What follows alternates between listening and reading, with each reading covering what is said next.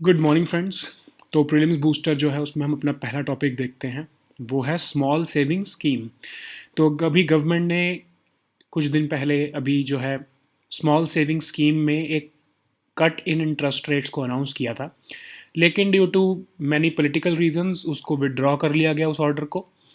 तो देखते हैं हम कि ये स्मॉल सेविंग स्कीम्स क्या होती हैं, इस पे इंटरेस्ट रेट्स जो अभी चल रहे हैं वो क्या जस्टिफाइड हैं, क्या करंट जो ये हम रेट्स दे रहे हैं इनको कम करना चाहिए या नहीं करना चाहिए, ये हम अपने इस सेक्शन में देखते हैं। तो स्मॉल सेविंग स्कीम जो होती हैं वो गवर्नमेंट चलाती है। उसका जितना भी जो उसमें पैसा इकट्ठा होता है गवर्नमेंट उससे अपने अपनी जो है फिजिकल फाइनेंसिंग करती है बेसिकली। तो आर्टिकल 266 में आपको पता है पब्लिक अकाउंट ऑफ इंडिया होता है। तो जो स्मॉल सेविंग स्कीम का पैसा होता है वो पब्लिक अकाउंट ऑफ इंडिया में जाता है और वो सारा पैसा जो होता है वो यूनियन गवर्नमेंट के लिए होता है। उसको गवर्नमेंट को शेयर नहीं करना पड़ता उस पैसे को। तो ऑफ कोर्स ये स्मॉल सेविंग स्कीम्स लोगों का पैसा है, लेकिन ये पड़ा किसके पास होता है? ये पब्लिक अकाउंट ऑफ इंडिया के पास होता है और पार्लियामेंट के अप्रूवल के साथ जो है यूनियन गवर्नमेंट इसको यूज़ कर सकती है। तो स्मॉल सेविंग स्कीम में कौन कौन सी स्कीम्स आती हैं? सबसे पहले तो आती है पोस्ट ऑफिस डिपॉजिट्स। तो पोस्ट ऑफिस के में जितने भी आप डिपॉजिट्स वगैरह जो कराते हो वो सारा जो है वो स्मॉल सेविंग स्कीम के थ्रू मतलब पब्लिक अकाउंट में पैसा जाता है। फिर सेविंग सर्टिफिकेट में कुछ स्कीम्स हैं, जैसे कि नेशनल सेविंग सर्टिफिकेट, किसान विकास पत्र, ये दोनों स्कीम्स हैं। सोशल सिक्योरिटी स्कीम्स भी हैं कुछ, जैसे public provident fund, senior citizen saving scheme और सुकन्या समृद्धि अकाउंट। तो ये स्मॉल सेविंग स्कीम्स बेसिकली होती हैं कि जो हमारी पब्लिक है उनको कुछ इंटरेस्ट पे करना, उनकी उनमें सेविंग्स की एक जो है आदत डालना और उनके पैसे का अच्छा यूज़ करना गवर्नेंस में, उसके लिए स्मॉल सेविंग स्कीम चलाई जाती हैं। तो उससे जो पैसा इकट्ठा होता है गवर्नमेंट उससे एक तरह से जो है अपनी जैसे इंफ्रास्ट्रक्चर बनाना है या जो बेसिक गवर्नेंस जो उनको चाहिए, जिसके लिए जो उनको फंड्स चाहिए, वो इसका यूज़ कर लेती हैं। उसके बिहाफ पे उस यूसेज के बिहाफ पे गवर्नमेंट उनको इंटरेस्ट पे करती है, लोगों को जो भी डिपॉजिट होल्डर्स हैं। अब उसी जो है एक तरह से समझ लो कि government is a bank in this case, और गवर्नमेंट जो है वो इंटरेस्ट अनाउंस कर रही है कि हम इतना इंटरेस्ट देंगे, हम इतना इंटरेस्ट देंगे आपकी इस स्कीम पर। तो इस केस में गवर्नमेंट ने जो है वो शार्प कट अनाउंस किया अपने इंटरेस्ट रेट्स पर। लेकिन ऑफ कोर्स इलेक्शंस चल रहे हैं तो गवर्नमेंट को लगा कि this will not be a right time to announce cuts, और गवर्नमेंट ने वो डिसीजन को विड्रॉ कर लिया। तो गवर्नमेंट जो है उन्होंने इंटरेस्ट रेट को कट क्यों अनाउंस किया और क्या कितना इंटरेस्ट रेट का कट अनाउंस किया ये भी देख लेते हैं। इंटरेस्ट रेट जो है वो लोअर किए गए थे 7.1 से लेके पहले 7, अभी जो करंटली हैं वो 7.1% है, उसको कट करके कहा कि 6.5 हो जाएंगे पब्लिक प्रोविडेंट फंड में। ऐसे ही अलग अलग जो है स्कीम्स में जो है रेट कट जो है वो प्रपोज किए गए थे। और जो ये सेविंग स्कीम जो रेट्स होते हैं, जो सेविंग स्मॉल सेविंग्स की जो रेट्स होते हैं स्कीम के, वो हमने किससे लिंक किए होते हैं? गवर्नमेंट ने बेसिकली गवर्नमेंट बॉन्ड्स के साथ। आप इसको अगर ध्यान से सोचो तो ये एक तरह का गवर्नमेंट बॉन्ड ही है। ऑफ कोर्स ये गवर्नमेंट बॉन्ड डायरेक्टली तो नहीं है, बट गवर्नमेंट बॉन्ड जो है वो इशू करके अपने जो प्रोजेक्ट्स को फाइनेंस करती है, अपनी फिजिकल नीड्स को पूरा करती है। लेकिन गवर्नमेंट उनसे भी पैसा लेती है एक तरह से स्मॉल सेविंग स्कीम के नाम पर, जो लोग गवर्नमेंट बॉन्ड नहीं खरीद सकते। जो आपके और मेरे जैसे जो इन्वेस्टर्स हैं वो स्मॉल सेविंग स्कीम खरीदते हैं, अपना पैसा जमा करते हैं, गवर्नमेंट उस पैसे का यूज़ करती है और उनको इंटरेस्ट पे करती है।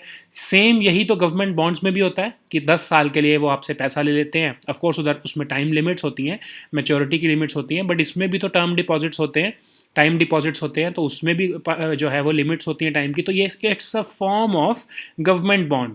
ऑफ कोर्स गवर्नमेंट बॉन्ड जो है वो लॉन्ग टर्म होते हैं और वो बिग अमाउंट के होते हैं। ये स्मॉल सेविंग स्कीम होती है, इसमें मेच्योरिटी का कोई इशू उतना नहीं होता है। तो गवर्नमेंट ने क्या कहा हुआ है कि हम अपने जो ये टारगेट होता है गवर्नमेंट का कि जो स्मॉल सेविंग में जो इंटरेस्ट रेट्स आ रहा है वो गवर्नमेंट बॉन्ड पे जो यील्ड्स होती हैं, यील्ड्स क्या होती हैं अगर आप इसको बेसिक भाषा में समझना चाहो तो यील्ड भी जो है वो इंटरेस्ट रेट होता है कि गवर्नमेंट आपसे 10,000 रुपये लेती है, आपने 10,000 रुपये का एक बॉन्ड खरीदा जिसकी जो मैच्योरिटी डेट है वो 10 साल की है कि 10 साल बाद वो मैच्योर होगा। गवर्नमेंट उस पर आपको हर साल 5%, 7% या एग्जाम्पल ले लो 10% अगर आपको पे कर रही है तो 10% के हिसाब से 1,000 रुपये आपको हर साल पे कर रही है।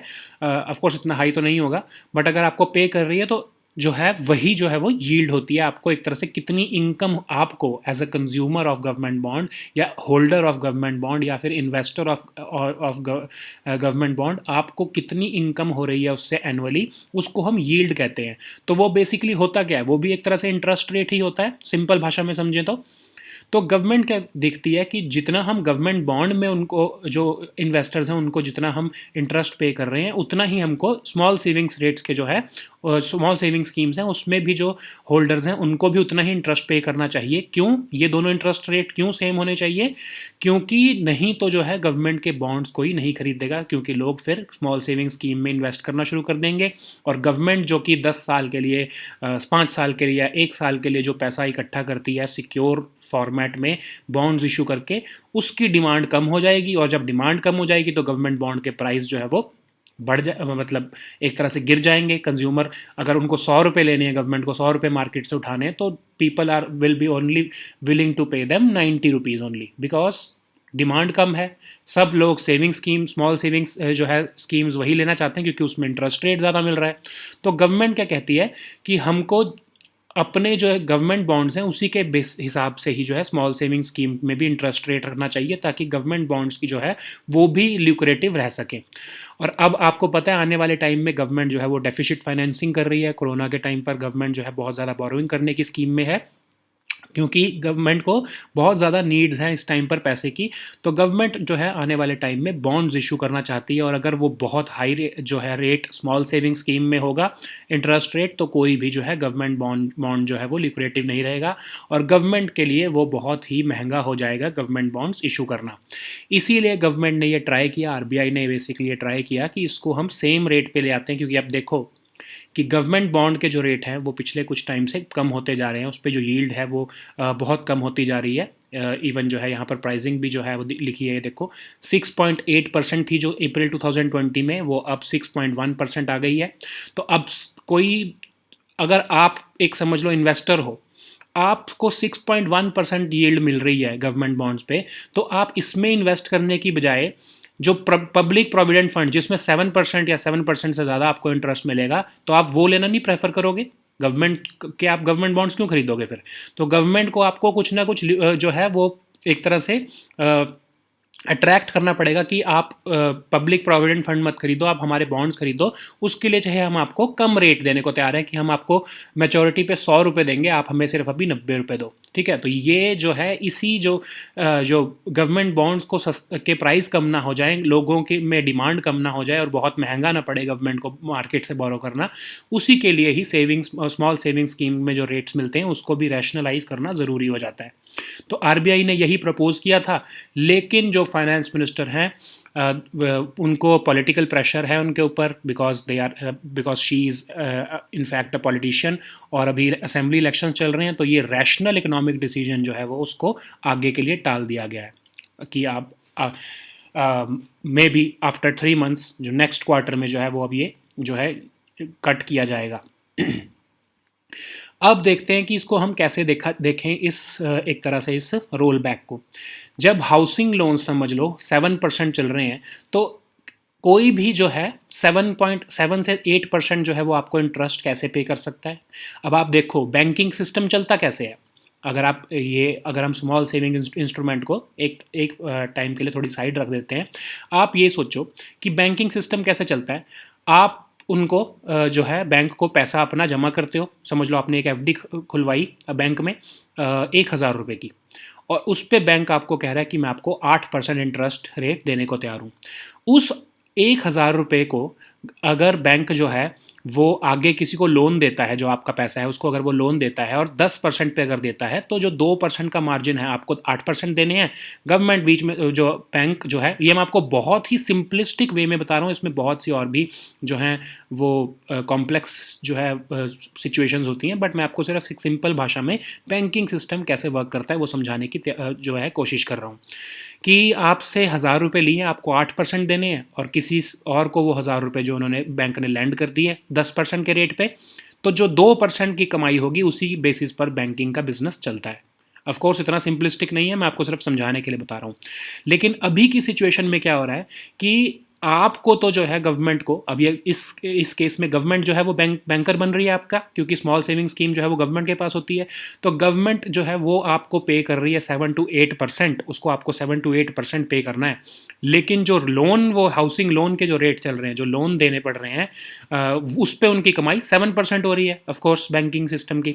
तो एक तरह से गवर्नमेंट या जो बैंकिंग सिस्टम है वो नुकसान में कैसे चल सकता है, ये कैसे जो है इकोनॉमिकली इररेशनल डिसीजन है ये तो, कि गवर्नमेंट जो जिससे पैसा ले रही है उसको ज़्यादा पे करना है, और जिसको आगे वो लैंड करके जिससे कमाना चाहती है वो उनको कम पे करेगा। तो इट इज़ नॉट रैशनल ना। इसीलिए जो है ये दोनों जो है बिल्कुल इंटरेस्ट रेट इसके आसपास होने चाहिए, रादर जो लोन के जो रेट्स हैं वो ज़्यादा होने चाहिए, और जो इंटरेस्ट पे करना है डिपॉजिटर्स को वो कम होना चाहिए। तो यही जो है एक ट्राई किया जा रहा है। एक तो आपने देखा है कि यील्ड्स के ऊपर डिपेंड करता है, और ऑफ कोर्स मार्केट में इंटरेस्ट रेट्स क्या चल रहे हैं उसके बेसिस पर भी जो है ये डिसीजन लिया जाता है कि स्मॉल सेविंग्स रेट्स को हम कैसे जो है वो रैशनलाइज करें। तो गवर्नमेंट ने ये एक कहावत है कि good economics is often bad politics. तो गवर्नमेंट जो है वो उसने बैड पॉलिटिक्स जो है उसको प्रेफर किया है, और गुड इकोनॉमिक्स को एक टाइम के लिए साइड लाइन कर दिया है। तो ये एक नुकसान है हमारे कंट्री में पॉलिटिक्स के। तो ये इसलिए जो है इसको जो है कट को जो है हमारे स्मॉल सेविंग्स रेट को कट को जो है उन्होंने डेफर कर दिया है। अब सेंट्रल गवर्नमेंट जो है वो अपने डेफिसिट को फाइनेंस करती है स्मॉल सेविंग्स फंड से, और उसमें जो है अब उनको इंटरेस्ट, अब आपसे पैसा लेके इन्होंने रखा है जो, उस पर आपको इंटरेस्ट पे करना पड़ रहा है। अगर वो उसका इंटरेस्ट रेट कम कर देती है तो उनको कम पे करना पड़ेगा आपको।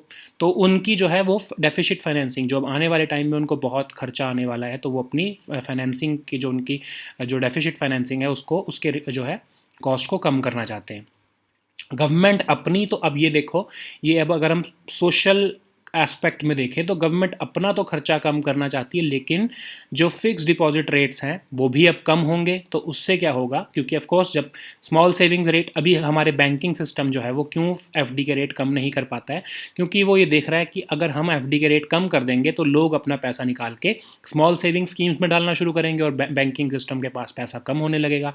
इसीलिए एफडी के रेट्स भी जो है वो रैशनलाइज नहीं हो पा रहे हैं, क्योंकि स्मॉल सेविंग्स जो रेट्स हैं वो अभी मार्केट के हिसाब से इररेशनली हाई है। तो उनको कम करना इसलिए भी ज़रूरी है ताकि बैंकिंग सिस्टम भी जो है वो रैशनलाइज कर सके अपने इंटरेस्ट रेट्स को।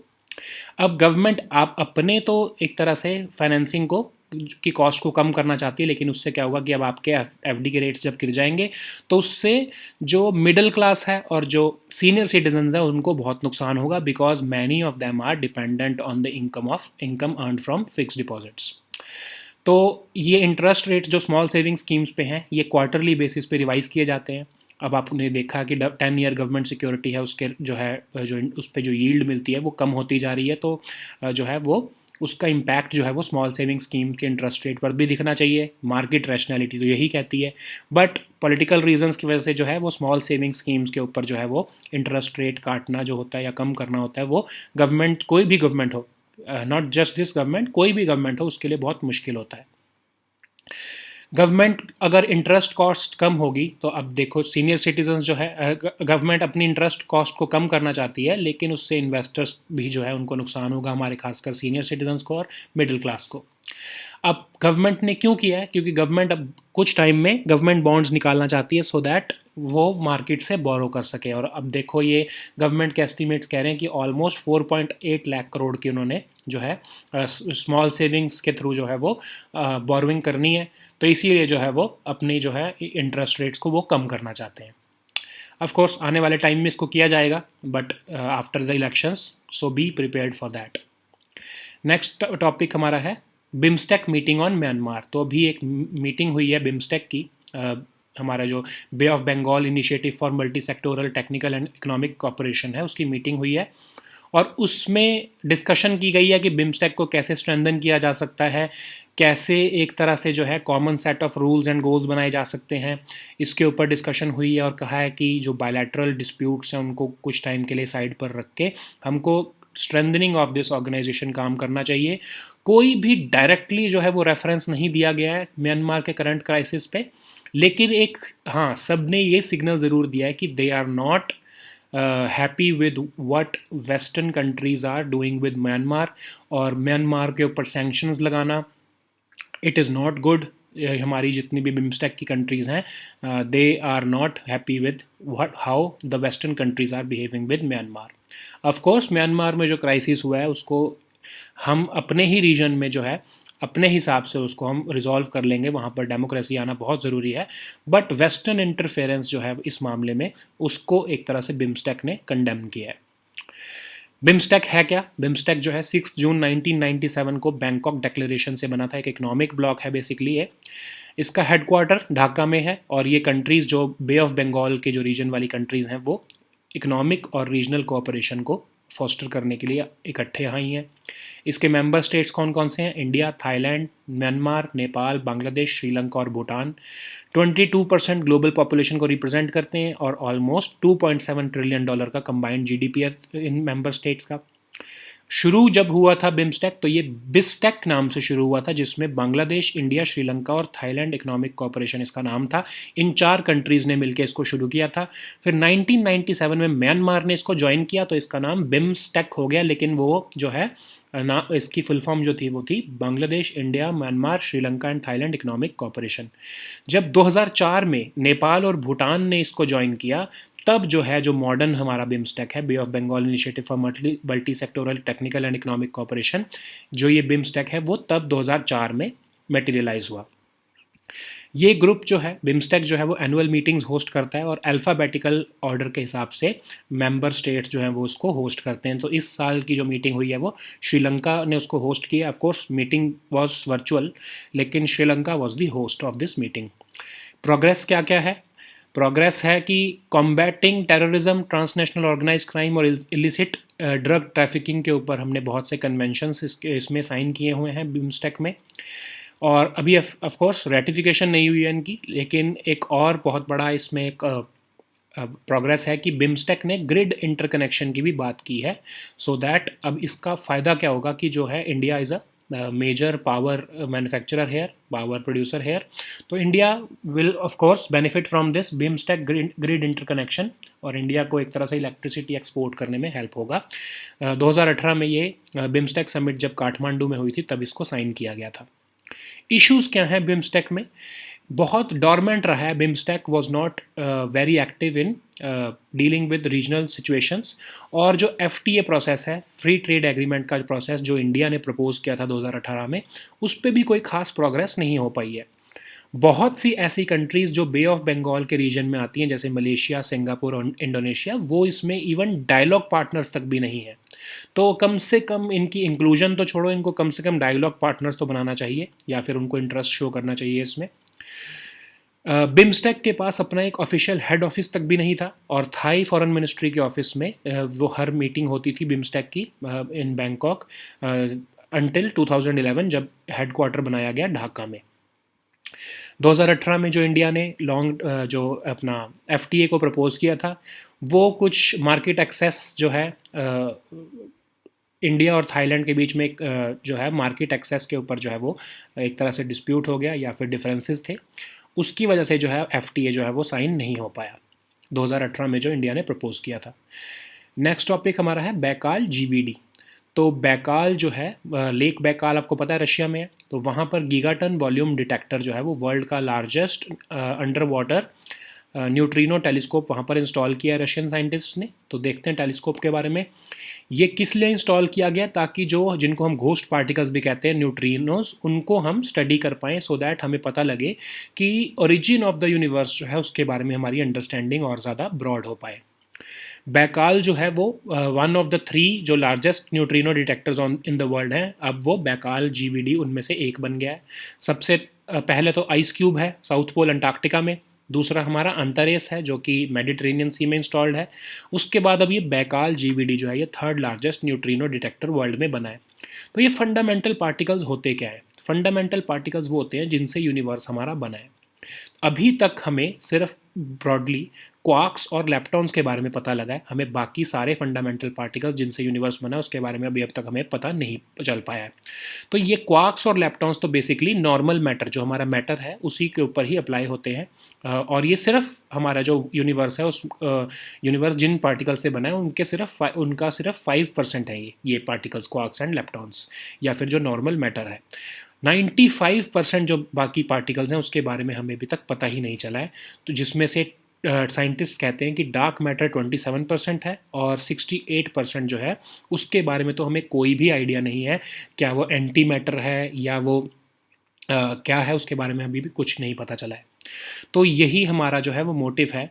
अब देखो 12 क्वार्क्स और लेप्टॉन्स के बारे में अभी तक हम डिस्कवर कर पाए हैं, जिसमें से 3 जो हैं वो हमें पता लगा कि everything in the world is made up of these 3 जो है पार्टिकल्स, जिनको हम प्रोटॉन्स, न्यूट्रॉन्स और इलेक्ट्रॉन्स कहते हैं। प्रोटॉन्स जो है वो पॉजिटिव चार्ज वाले पार्टिकल्स होते हैं, न्यूट्रॉन्स में कोई चार्ज नहीं होता, और इलेक्ट्रॉन्स जो है वो नेगेटिव चार्ज वाले पार्टिकल्स होते हैं। इन 3 पार्टिकल्स को हम बिल्डिंग ब्लॉक ऑफ लाइफ कहते हैं, जिनसे हमारा एटम बनता है। ये तो हमने पढ़ा ही है स्कूल में, ठीक है।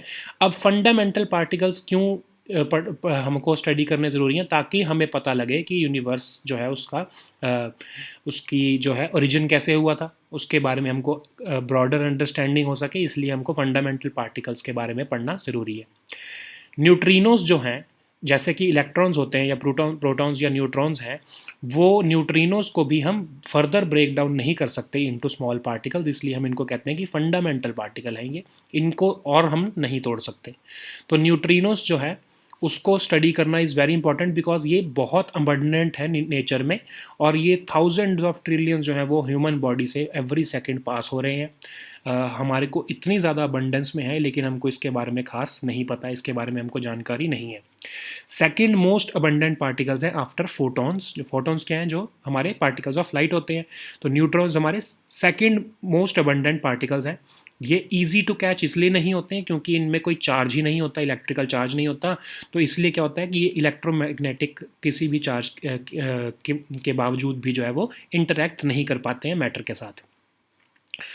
सब एटॉमिक पार्टिकल्स, जैसे कि जो हमारा नॉर्मल मैटर जो है, उसमें जो सब एटॉमिक पार्टिकल्स होते हैं जिसको हम क्लासीफाई कर रहे हैं इलेक्ट्रॉन्स, प्रोटॉन्स, न्यूट्रॉन्स, वैसे ही एंटी मैटर के भी कुछ सब एटॉमिक पार्टिकल्स होते हैं। लेकिन हमको इतना तो पता है कि एंटी मैटर जो है वो एग्जिस्ट करता है। अब ये मैटर और एंटी मैटर क्या होता है, मैटर समझ लो पॉजिटिव है और antimatter is negative.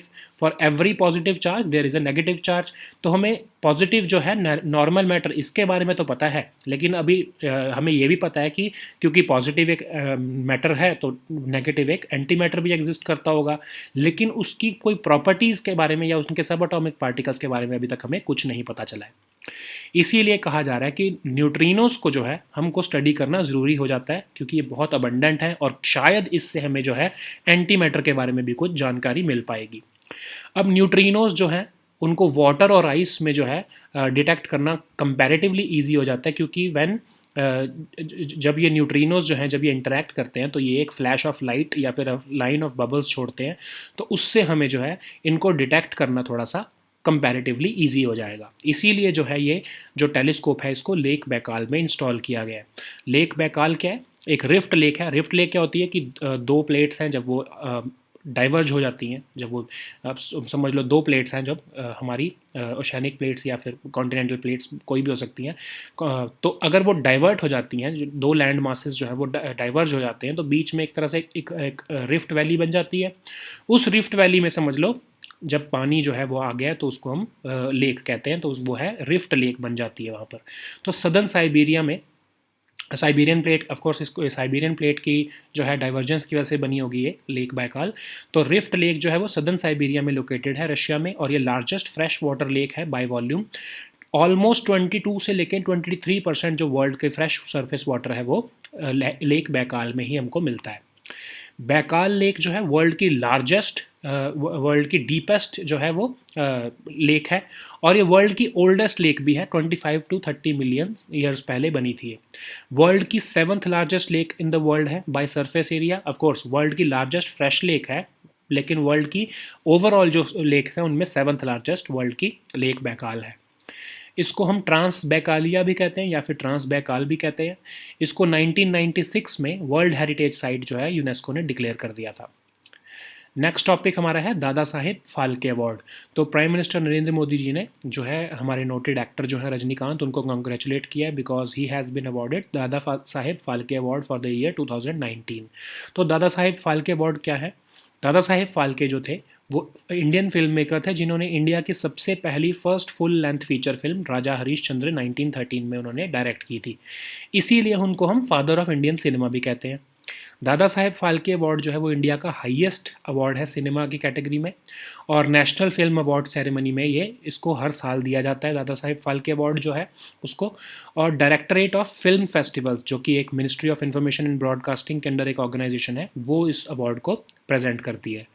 Award में गोल्डन लोटस, एक कैश प्राइज़ 10 लाख का और एक शॉल मिलती है। जिसका भी जो है जिस पर्सन को ये अवार्ड मिलता है वो ये देख के मिलता है कि उसका outstanding contribution to the growth and development of Indian cinema है। उसके बेसिस पे जो है अवार्ड दिया जाता है।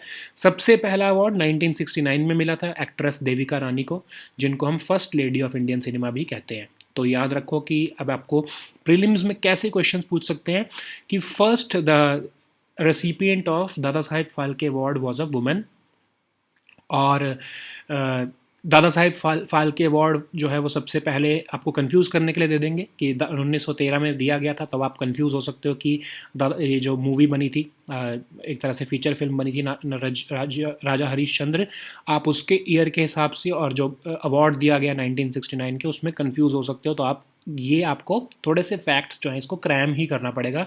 There is no logic behind this, आपको इसको याद करना ही पड़ेगा। So friends, these were are topics for today. अब हम आपको इस वीकेंड पर जो है क्वार्टरली जो हमारा करंट अफेयर्स का कंपाइलेशन है वो भी आपको हम शेयर करेंगे। So please read that and we'll meet on Monday with new topics. Until then, goodbye and take care.